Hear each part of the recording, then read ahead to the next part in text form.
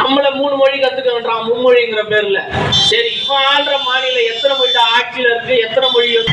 இப்படிப்பட்ட கல்வி திட்டத்தை வச்சிருக்கிற நீ, மட்டமான கல்வி கொள்கை வச்சிருக்க நீ எங்களுக்கு பாடம் எடுக்கிற. நாங்க எத்தனை மொழி படிக்கணும், நாங்க எந்த கல்வி மொழியை பின்பற்றணும்னு நீ எங்களுக்கு பாடம்.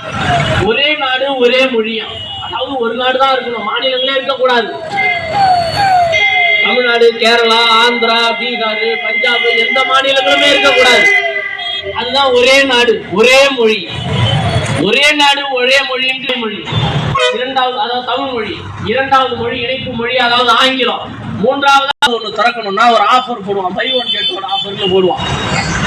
அந்த மாதிரி இவன் நமக்கு என்ன ஆஃபர் கொடுக்குறான்னா, அந்த மூன்றாவது மொழி என்ன மொழி வேணாலும் இருக்கலாம். அதாவது அந்த கன்னடம், தெலுங்கு, மலையாளம், உருது எந்த மொழி வேணாலும் மொழி படித்தவனே சிறுபான்மையினராக, அதாவது எண்ணிக்கை சிறுபான்மையினராக இருக்கக்கூடியவர்கள் தான். அப்போ பாடம் எடுக்கிறதுக்கே ஆசிரியர் இல்லாத மொழியை தான் நீ எனக்கு கற்றுக் கொடுக்குற. இங்க எத்தனை கன்னட ஆசிரியர்கள், இங்க எத்தனை பள்ளிக்கூடங்களா இருந்தாலும் சரி, அல்லது தமிழ்நாடு தனியார் பள்ளிக்கூடங்களா இருந்தாலும் சரி, கல்வி நிலையங்களுடைய எண்ணிக்கைகள் அதிகம். அப்படின்ற பட்சத்துல நீ மூன்றாவதா ஒரு மொழி, அது விருப்ப மொழின்ற பேர் சட்டம் கிடையாது. தேசிய கல்வி கொள்கை என்பது சட்டம் கிடையாது. அது ஒரு வழிகாட்டுதல், இந்த கைட்லைன் சொல்லுவோம் பாருங்க. அதை எப்படி அந்த கல்வி கொள்கையை அமல்படுத்தலாம், எப்படி அந்த பிரச்சாரம் பண்ணலாம், அந்த மாதிரி அது ஒரு கைட்லைன்ஸ் தான் அந்த தேசிய கல்வி கொள்கைங்கிறது. அதனால எது ஒன்றுமே நம்ம எதிர்க்கும் போது அதுக்கு மாற்றாகவே நாம ஒரு முன்மொழியும். அது என்னன்னா, நம்முடைய மக்கள் அதிகாரம் அமைப்பின் மூலமாக தமிழ்நாடு அரசு மாநில கல்விக் கொள்கை ஒன்றை உருவாக்க வேண்டும். அதை அமல்படுத்துவதற்கு சட்டமன்றத்தில் சட்டம் இயற்ற வேண்டும். அதை நாம் மாற்றி காட்ட வேண்டும். அந்த மாநில கல்விக் கொள்கை அது குறித்த அறிக்கை சமர்ப்பிப்பதற்கு ஒரு ஓய்வு பெற்ற நீதிபதி தலைமையில் ஒரு குழு அமைத்து, அந்த குழுவும் தன்னுடைய அறிக்கையை தமிழ்நாடு அரசிடம் ஒப்படைத்து விட்டதாக செய்தி வந்தது. அந்த அறிக்கையை தமிழ்நாடு அரசு விரைவில் வெளியிட்டு அதை அறிமுகப்படுத்த வேண்டும். அப்புறம் இந்த கல்விங்கிறத பொதுப்பட்டியலில் இருக்கு. பொதுப்பட்டியல்னா இந்த கன்சர்வேஷன் சொல்லக்கூடிய 60% ஒன்றிய அரசு, இந்திய அரசிடமும், மீதி 40% என்பது தமிழ்நாடு அரசிடமும் இருக்கும்.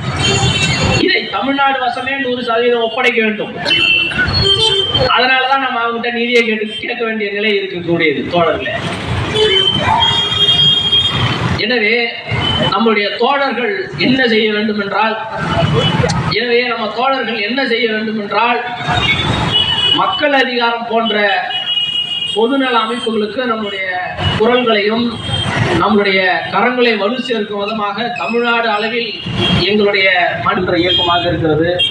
எங்களுடைய ஆதரவினை மக்கள் அதிகார தோழர்களுக்கு தார்மீகமாக நாங்கள் என்றைக்கும் வழங்குகிறோம் என்பதையும், அது எந்த விதமாக இருந்தாலும் நாங்கள் அதை செய்ய தயாராக இருக்கிறோம் உங்களுடைய தோழமை அமைப்பு இருக்கின்ற முறையில் நாங்கள் தெரிவித்துக் கொள்கின்றோம்.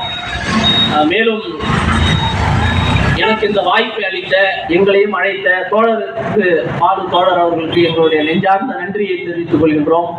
மேலும் இது போன்ற மக்கள் நலன் சார்ந்த பிரச்சனைகளை தொடர்ந்து முன்னெடுக்க மக்கள் அதிகாரம் தோழர்களுக்கும் ஏனைய சக தோழமைப்பு தோழர்களுக்கும் நன்றி கூறி, செவி சாய்த்ததற்கும் வாய்ப்பளித்ததற்கும் நன்றி கூறி விடைபெறுகிறேன். நன்றி, வணக்கம். அடுத்ததாக மக்கள் அதிகாரத்தின் மாவட்ட பொருளாளர் தோழர் சகிலா அவர்களை கண்டன உரையாற்றுமாறு அழைக்கிறேன்.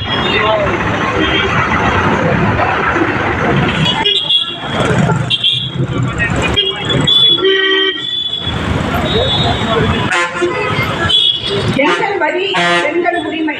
ஒன்றிய அரசே, உனக்கு என்ன வேலை? மிரட்டலுக்கு அஞ்சாது தமிழ்நாடு. தமிழ்நாடுக்கு தர வேண்டிய கல்வி தொகையான 2152 ரூபாயை கொடுக்க சொல்லி இன்னைக்கு ஆர்ப்பாட்டம் நடத்துவதற்கு காரணமே மத்திய கல்வித்துறை அமைச்சர் இருக்கார் இல்லையா, அமைச்சர் தர்மேந்திர பிரதான், அவர் தாங்க முக்கிய காரணம். ஏன்னா அவர் தான் சொல்லியிருக்காரு, புதிய கல்விக் கொள்கை திட்டத்தை ஏற்றுக்கிட்டாதான் நாங்க கல்விக்கான நிதியை தர முடியும் அப்படின்னு சொல்லியிருக்காரு. இன்னும் மேலும் நீங்க முறைப்பிடிச்சிங்க அப்படின்னா உங்களுக்கு தர முடியாது அப்படின்னு சொல்லி துமடுத்தனமாவே பேசிட்டு இருக்கிறாரு. இதை கண்டிச்சு தமிழகத்துல அரசியல் கட்சிகள், சமூக ஆர்வலர்கள் எல்லாருமே கண்டிச்சு அவருடைய பேச்சை கண்டிச்சு பேசிட்டு இருக்கிறாங்க. அந்த அடிப்படையில பாத்தீங்கன்னா அண்ணாமலை பாத்தீங்கன்னா அவர் எப்பயுமே மாதம் மாதம் தன்னை மக்கள் மத்தியில பிரபலப்படுத்திட்டே இருக்கணும். அப்படி இல்லைன்னா ஏதாவது ஒரு பேப்பர்ல ஒரு ஐடியா இருக்குன்றத அறிவிச்சுட்டே இருப்பாரு. அந்த அடிப்படையில பாத்தீங்கன்னா புதிய கல்விக் கொள்கை திட்டத்தை எதிர்த்து நீங்க எல்லாருமே ஒரு அணியில நில்லுங்க. ஆளுங்க கிடையாது, அவர் தனியாலாம் இல்ல. புதிய கல்விக் கொள்கை திட்டத்தின் மூலமா அவரை நம்ம எல்லாம் தனிமைப்படுத்திருக்கோம். அதை அண்ணாமலை புரிஞ்சுக்கணும். போதுல புதிய கல்விக் கொள்கை திட்டத்தை வந்து கஸ்தூரி ரங்கன் கமிட்டி கொண்டுட்டு வந்தப்ப பிரதமர் மோடி வந்து ஹிந்தி வந்து விருப்ப மொழியா இருக்கணும்ன்ற கட்டாயம் இல்லைன்னு அன்னைக்கே அவர் பேசினாரு அப்படின்னா அப்படி விருப்ப மொழியா